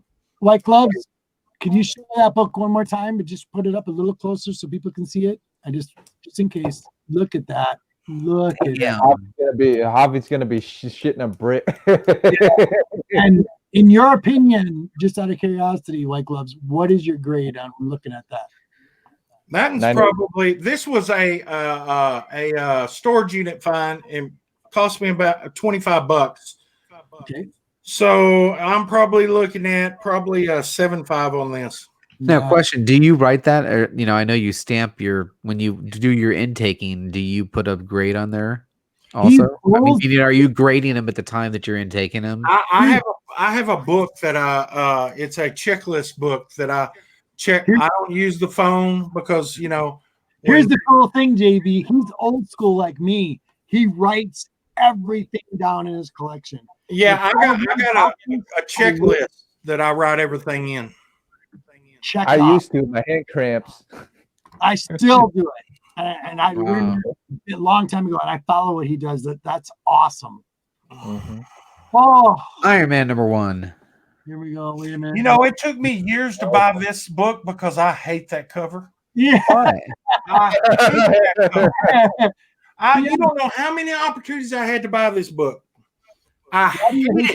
Why do you hate that cover? Just out of curiosity. Because he's spread eagle on the front in a weird ass pose, and he looks like he ought to be in a porno video or something. I went years, and I said I would never buy that book, but I got a good price on it. I went, that's the only one I like out of the run. So, all right. So I bought this in here not too long ago. Which one? Oh, that is issue number 6. Nice. The original run. Original. Yeah. Oh my goodness. So now we'll go down a little memory lane. This is what I started picking up more of because I just about got all the Silver Age books. So I went ahead and started picking up Golden Age stuff. Oh my God. Come on, I love you right now. I'm loving you right now. That's Human Torch number 21. It is. Yeah. That's a robot, right? Yes. I'm sorry, Splash Page. I've never read that. That's yeah. I mean, brother, are you starting to go a little bit? Really noticing the Golden Age stuff? Really, well, he has to. He already owns all the Silver Age. What else is he going to buy? I've been buying spots of stuff. I mean, I got a lot more Golden Age stuff. Pretty cool, but it is pretty cool, though, isn't it? Oh yeah, I love it. And what I'm saying is, what I mean by that is, here's the thing. It seems to me that every time, I've got Golden Age 2, and people look at me like, "What the hell is that?" They have no idea what it is, and they look at you like you're nuts. And they don't understand. And it's like, it's a time forgotten. To me, those books are huge because of history. And you look at our comic book collecting, tons of history in there. Oh, yeah. You look at the Atom Age, which I call the Nuclear Age, during the war. All the writing, even down to the staples. The staples they use, what was it? Steel? No, not what was it? Steel? What was the staples that they used back then? It was like a galvanized, like Galvanized, because they had to pull in the resources because of the war. You know, there were some Golden Age books that only had one staple in it. Yeah. One This is- staple. One Sorry, staple. no offense to you millennials out there that have to look everything up on the thing, but us old timers appreciate this stuff. And this is something that's really, really cool. Go ahead, buddy. Okay, well, we'll go back a little bit further. Human Torch number 36. Crazy. I love it. Yes, it is impressive, Barbarian. Then we'll go back and we'll hit a book that I like. I got a few of these. Marvel Mystery Comics, number 89. Oh my goodness. Look at this Oh, this is fire, ladies and thing. gentlemen. Hey guys, you guys want to have a quick laugh, real quick laugh. Fire. Okay, go ahead. Quick laugh. So Look at that cover, you guys. Look at that. you Look know at that this Marvel Comics 1 sold for 1.2 million. Yeah, right? really quick. What was the date that came out? That one right there. Boy, I don't know offhand. I'd have to open it up and look. No, That ain't gonna happen. You're good. You're good. I'll get. Go ahead. So this Marvel Comics 1 sells for 1.2 million, and it's all over the internet. It's all over social media. It's all over everything. Of course, so we're just sitting at dinner, and then, we turn everything off, and we're having our family dinner. And my wife goes, "Oh, honey, did you hear that comic book sold for 1.2 million?" I said, "Yeah, I did. That's crazy." And then she says, "Do you have one?"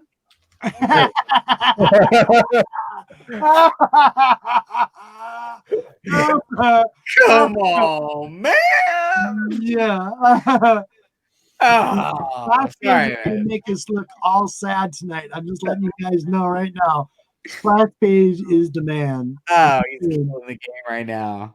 I ran across these in a convention a while back, and they were real cheap, and they were Golden Age. And some of these led into the Human Torch and the Captain America, but a lot of y'all might know Young Men. Oh, I've never seen that before. Yes. See, I'm loving this. Then you got Young Men again. Nice. Nice. You got Flash, what was that one about? The men. I've seen that before. Yeah, that one you got in your hand. this one, Flash Foster.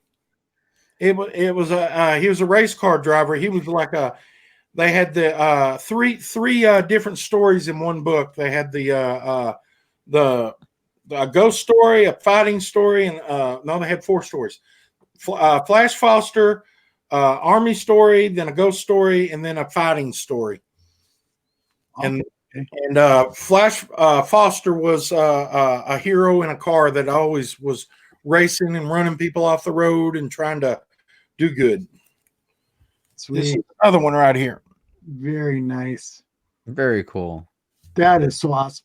And Very you don't cool. know the dates on those on offhand, right? But that's all pre-code, right? Right? There's no comic Yeah, code but stuff we're on in that the stuff. 50s. That's 50s then. That's like Early 51, 50s. Yeah. Yeah, okay, cool. Then we 50, got another 51, young guys, man. look at that cover. Look at the cover. Look at the red in that cover. Unreal. Did you have these all vacuum sealed? These right here, no, they haven't been vacuum sealed. They're all in. Well, those weren't, but they're going to go in Mylar. Yep. But no, a lot of these haven't These been. are recent acquisitions? Yeah. Yeah. Damn. Yeah. Then we go back to the Human Torch again. Of course, you love the Human Torch. So you're gonna try and fill that run. Yep. What is Well, what was- either that run or I would really like to fill this run. Oh my god. Come on, Jeez. man. look Hey, at can you get that. a close-up shot of that? Can you get that? What? That's just crazy. I can't get that closer shot of that. Yeah, I wish I could. But Man, come a little closer, brother. There you go. that's Yeah. crazy. Come Look a little closer, Tiny Dancer. What do you say? Come a little closer, Tiny Dancer. Yeah. All right, and then we'll go to some. Why didn't we start the show with this? Come on. Well, I'm joking. These are crazy. seriously, These are crazy. I know you'd have the fire, but I'm trying to get everybody there. This is what happens when you have a lot more people. And I've been wanting Alec on the show too for a long time. It was really nice to have him on. It's nice These to are have you. amazing. I can't believe. Yes, Did you I see knew- these already? Yeah, I knew you'd have the fire tonight. I've seen a lot of his stuff he showed me in the past. Him and I are friends off air, guys. Wow. Immortal Biggie Shack. Yes, I do got some original Golden Age Submariner. And I was looking on that before the show, but I don't know where they're at. They're somewhere over there. Because me and the off-air group, I was asking, what should I show? And they were telling me what to show. So I was back there digging and looking. I knew you'd do good. So anyway, Tales of Suspense number 46. Very high grade cover. That is nice. Look at the reds Look at and the that. yellows. The Crimson Dynamo. Yeah, wait a minute. That's a key, isn't it, of some sort? First Crimson Dynamo. That's the first Crimson Dynamo. There you go. And Iron Man in his yellow. And, you know, since I had Tales of Suspense number 39, Oh my God. I always wondered what the book before it was. So I went ahead and picked it up. Oh my God. It's fucking Look at the colors on that. Yes, that's what I'm saying. Splash page, out of curiosity, where did you get these? Did you get these on your travel? All my travels. Very nice. Wow. Get a good price on them? Yeah. I love it. Yeah. What y'all gotta understand is, and I don't know, I'm not bragging or anything like that. I mean, No, it's all right. but I know a lot of dealers at these shows. I have yet to pay to get in a Comic-Con. Nice. I have yet to pay to enter a Comic-Con. These dealers give me passes so I get in free. Right. And that's because you buy. I buy, yes. Yeah. And the word gets around to these dealers that I buy, and they want me in there, and I get in there before the show's open, and I do my deals. And there's quite a few other people in there which are higher price buyers and a lot more than me. I mean, they go for there's a guy that I won't mention his name, but I know him. He goes around and he'll pay $12,000, $15,000, $30,000 for a book. Wow. Yeah. But Strange Tales. What is it? Number 90? Oh, wow. Oh, my God. I'm loving this. I'm loving this. CJB, you don't underestimate this gentleman. And then I got straight fire. Straight fire. I got a Strange Tales. This is a very high grade one too. I love the name of this villain in this. Plant Man. That is very original. I have to tell you something, Mr. White Gloves. Miss G would love that. Yeah. You know, you can even see the two balls. It's a male Plant Man. It's actually a man. Or at least he was back then. I don't know about now. That's crazy. And I ended up Tales to Astonish number 56. Wow. I can honestly say this is one of my favorite shows. Oh, yeah. Wow. That was amazing. I got two more books. Okay, more books.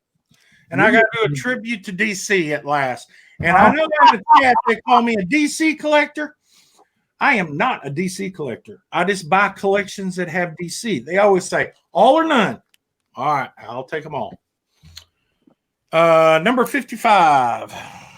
Ooh. Another one. Beautiful copy. Great on that. This one is a 7.5. Beautiful. I Nice. totally believe that grade. Totally. That is awesome. The colors was blowing me away, JB and Jeff. The colors of the books are unreal. This one is a 1951. I'm still looking for number 1, and it is a slab book.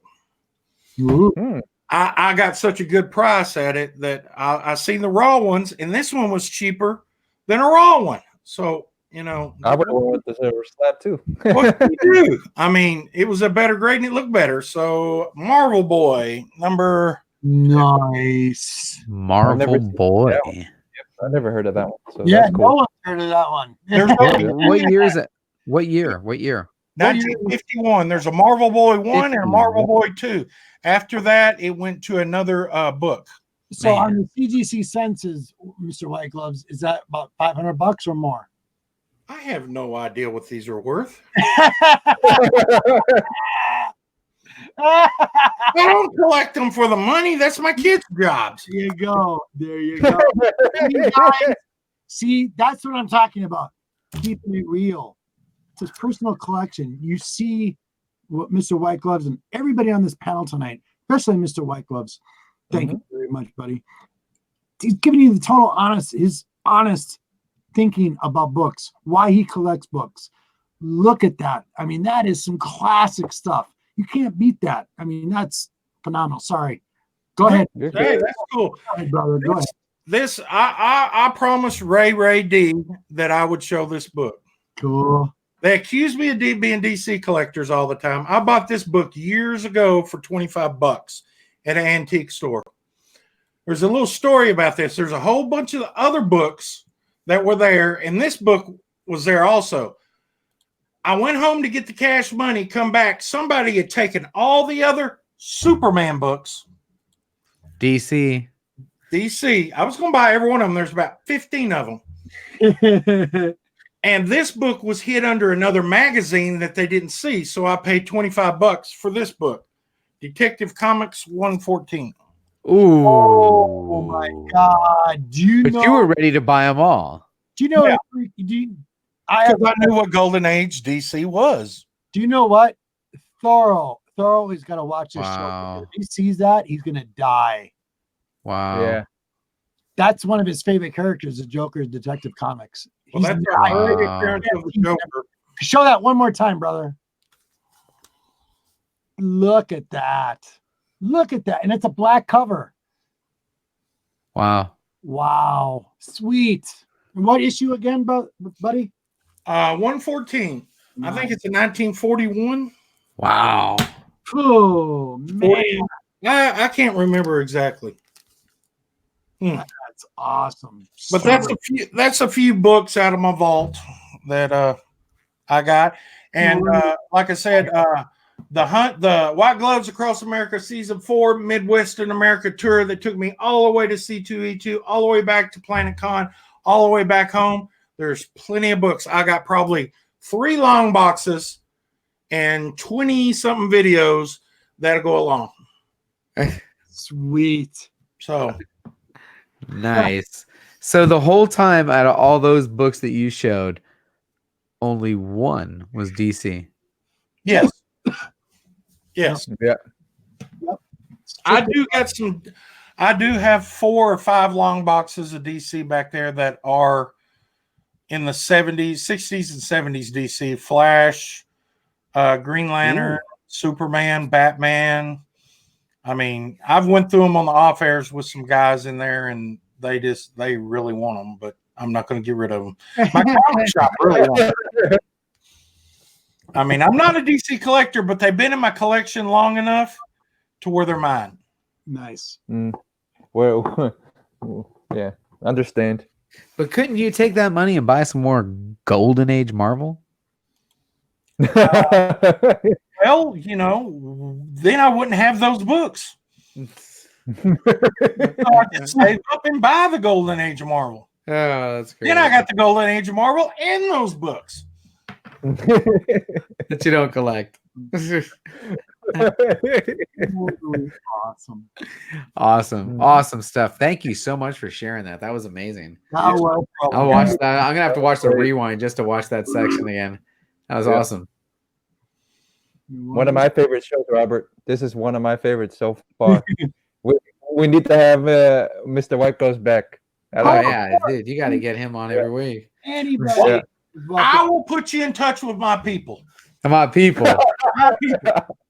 Nice. My people will talk to your people, and we'll come to agreement. Mr. White Okay. Gloves, thank you so very, very much. It's my Y'all are quite welcome, guys. Absolutely. I've known White Gloves for a long time now off the air, and he's an awesome gentleman. You want to know your stuff? He's one of the men to go to, and he's going to be dropping some new video content and a contest. Now, gentlemen, I'm going to give you your time spots right now. Jeff, you're first. And I'm going to write mine, okay, buddy? So anything new, anything, this is your time. Plug it away. I got you. All right, guys. I'm going to be on Silver Age Sundays tomorrow, and I'm going to have the new show, Extreme Comic Table, episode 3 with Tim or Mylar Madness, with Randall, and actually I'm going to have Nerd Out's owner on next tomorrow. So you guys are going to actually get to meet everybody. So that's going to be kind of cool. And then I have Robert the Comic Book G-Spots, the Books with a Hook show. And then I have Kid Denny's Comic Wednesdays. Episode 42 drops next week on Wednesday at 1 p.m. EST. That's all I got, guys. What else you guys got? Hold on. Here we go. Boom, boom, boom. And JB. Okay. Sunday, I take Sundays off. So if you see me, it might be in the chats or something. Who knows? Yeah, actually, who knows? I have no idea. But next week, I do plan on the return of the What's On Today with Discovery Bay. So Monday, I'm planning on putting out a show. So we'll put the traditional show out. We'll bring back the Instagram tag of the day. And then we're going to open up some boxes from this crazy, stupid pile of comics that I have. And since they're all pared down into mostly auction wins, I figure I'll just, like, if I pick one, I'll see if there's any other boxes from the same seller. Like, I know there's 3 or 4 comically flawed in there. There's like 2 or 3 Roman Curtis. You know what I'm saying? So I'm going to bring back the show, and then I'm going to do a pop-up shop because I got to sell some dollar books. I got some dollar books, $3 books, $5 books. We're going to get rid of some books. So next week is going to be mostly that. And then, of course, hopefully everyone enjoys their Thanksgiving. Maybe I'll win my fantasy football. Who knows? And just look for other opportunities to collab with people in the community and go live and have a good time. And cool. I want to say thank you very much, brother. Thanks for having me, man. Don't go anywhere because the show. I'll talk to you guys after here, okay? All right. Brother, Mr. White Gloves, you're the man tonight. You absolutely are the man tonight. You just dropped the fire bombs like crazy, like I knew you would, as always. Well, I just wanted to make your show the best that it could be made. All of us got together and chipped in. And Robert, you got a great channel here. Jeff, you got a great Discovery Bay. Whitewell, you need to go check out all these guys. They put in so much effort in their channels, and they deserve to be seen. They deserve their stuff to be seen. And there's some amazing stuff out there. And just take the time to watch. You'll be surprised. Take 5 minutes of video and check out somebody's channel. You may see you hitting that daggum sub button because you thought, that was pretty darn good. Mm-hmm. So from what I got to say is this is Mr. White Gloves from There you go. Comics. Love it. And I'm going to tell you, I got season 4 White Gloves across Central America. Oh, not Central America. C2E2 down to Kansas City. All comic shops in between. Even a bank robbery in there. And also antique shops, finds on the road, funny stuff that I found on the road, and maybe even almost an accident on film. I don't know. But y'all need to check that out because I end up at the very last video back in Dallas, Texas with an old friend that all I can say is he's a legend. Nice. So that final episode will be running probably very, very, very, very last. And I got the episodes that have the contest. Remember this. I'll explain a little bit. Can I explain a little bit about the contest? Go ahead, brother. What it is. Through my videos, I'm going to have short smidget takes of rock and roll songs. Little takes. You got to be watching that video and you got to be listening. All of a sudden, I'll be talking in a rock and roll song, a short clip. You name the artist of that rock and roll song and you write it down. And at the live show, at the end of the season, you're going to have live Mr. White Gloves asking questions to you, the audience, the people, everyone out there. You can win first, second, third White Gloves box that you will be amazed. You will be proud to show your friends what you just got from Mr. White Gloves. With that, Mr. White Gloves is out of here. Nice. That was like beautiful. No, for Mhm. everybody out there, I hope you enjoyed the show. JB, Jeff, Mr. White Gloves, Mr. White Whale, Alec, all of you guys, thank you so much for being here tonight. It means a lot to me and Jeff. Much appreciation. Love you guys. You're welcome back anytime. This is an awesome show. Great show. Thank you very much, everybody. Everybody in the community, you took the time out of your time, whether it's super late, couldn't sleep, whatever it may have been. Hope we entertained you. Hopefully you learned something and you thought outside the box just a little bit more. And thank you very much. This is Robert Galvin, the Comic Book G-Spot. Every Saturday night at midnight, the witching hour. Hope you enjoyed. Peace, love, and we are out of here. Thank you.